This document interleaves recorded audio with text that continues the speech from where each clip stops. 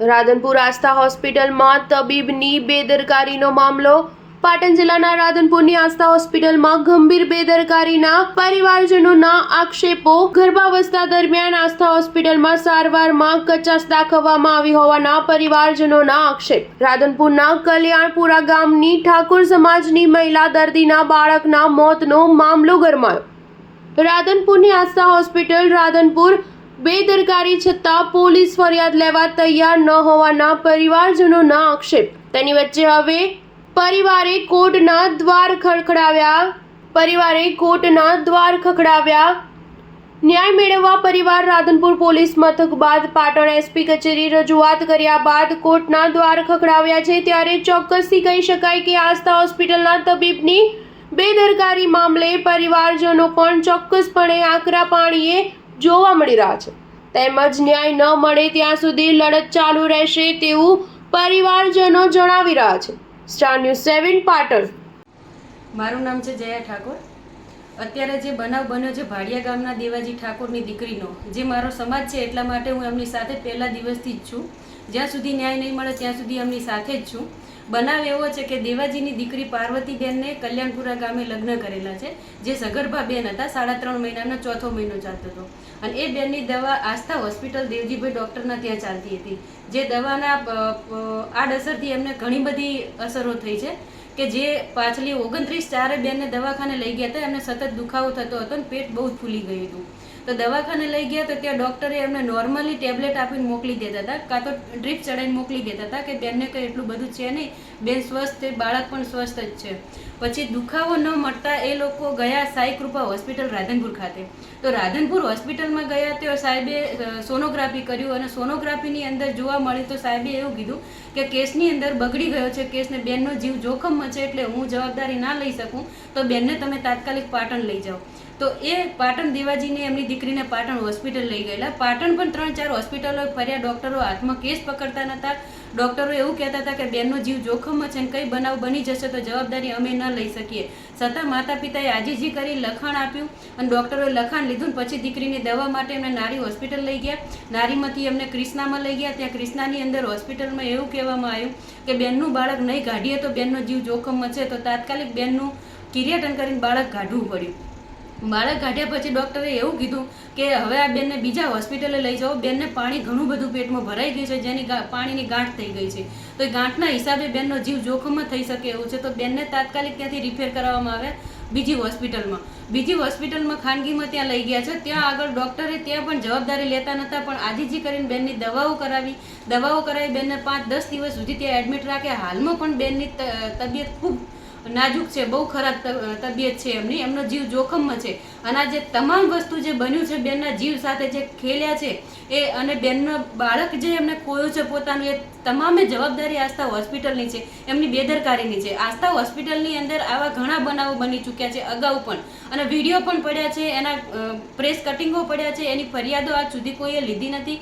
એનું કારણ એ છે કે દેવજીભાઈ એમની હોસ્પિટલના ઊંચા લાગવગો અને એમના રાજકીય લેવલના એમના ઊંચી ઓળખાણોના હિસાબે કોઈ પોલીસ એમના બચાવ કરી રહી હોય એવું અમને લાગી રહ્યું છે. કારણ કે પોલીસ એમનો બચાવ કરતી હોય ત્યારે જ આટલા મોટા બનાવો બને છે.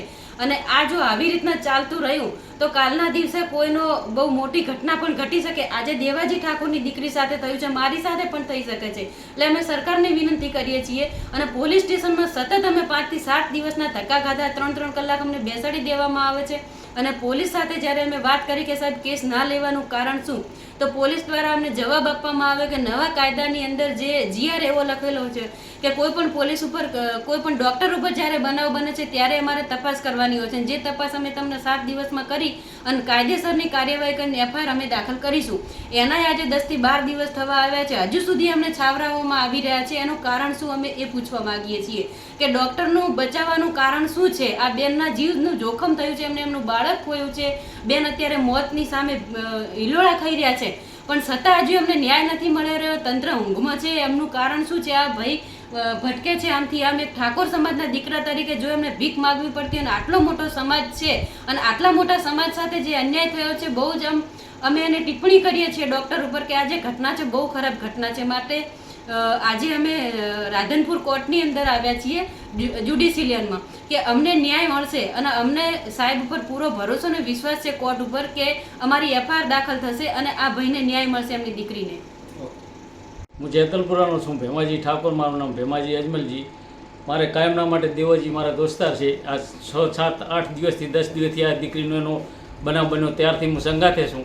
એ ભાઈને જીવના જોખમમાં મૂકી દીધેલી આ આસ્થા હોસ્પિટલવાળે, એટલે ત્યારથી હું સાથે ને સાથે છું. તાત્કાલિક એમને પાટણ લઈ જઈને એને એક પોતાનો જીવ બચાવ્યો ભાઈનો, અને બાળક તો મરેલ આવતું હતું.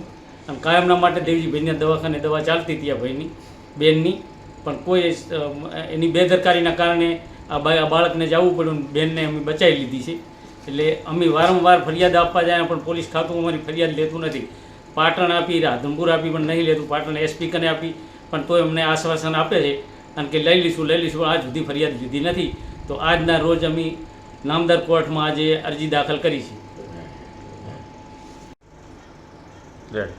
મારું નામ દેવાભાઈ રામજીભાઈ, ગામ ભાડિયાનો વતની.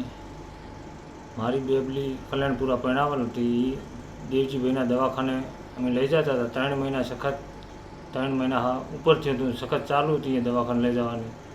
પછી અવારનવાર દવા કરતા હતા પણ મારી બેબલીને એવું કહેતા હતા તો કમ્પ્લીટ સારું છે અને એકદમ એમ કહીને મૂકી દેતા હતા ઘરે.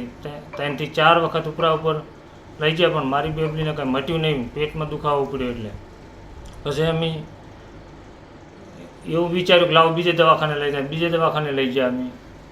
તો બીજા દવાખાને લઈ જઈએ એટલે એને બતાવ્યું તો રિપોર્ટ કર્યો સાઈ કૃપામાં.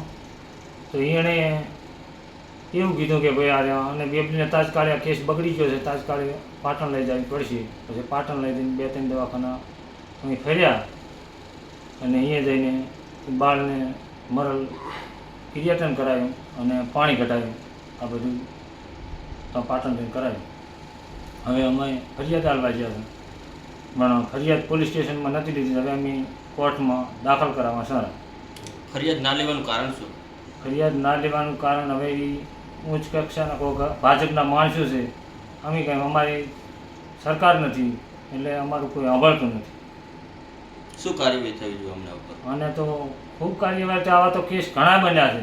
એક ભાડિયાનો નહીં, કલ્યાણપુરામાં 2-3 કેસ આવા બને. એક ભાઈને નસ કપાઈ જતી, પાટણ જતા હતી ઓપરેશન કરી તો અહીંયા જતા મરી ગઈ. એક હમણાં જ ભાઈ 9 મહિના અહીંયા દવા લીધી છતાં બાળ મરલ ઉતર્યું. આવા તો ઘણા કેસ. એક રાધનપુરમાંથી શણવાભાઈ જાતી એ પણ મરી ગઈ. ઘણા એવા કેસ બન્યા છે આવા નવા. કોઈ એના સામે કોઈ હિંમત કરીને કોઈ રાજકારણ છે એટલે કોઈ નામ જ નથી લઈ કેમ નામ લેવા જાય અને દબાઈ દે છે.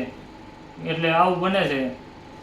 આજે ક્યાં લેખિતમાં ફરિયાદ કરવા આવે છે? આજ રાધનપુર આવ્યા કઈ છે જગ્યાએ? કોર્ટમાં આવ્યા છે અને આલા સારા ફરિયાદ. હવે કોર્ટનો મને વિશ્વાસ છે કે લગભગ ન્યાય આપશે.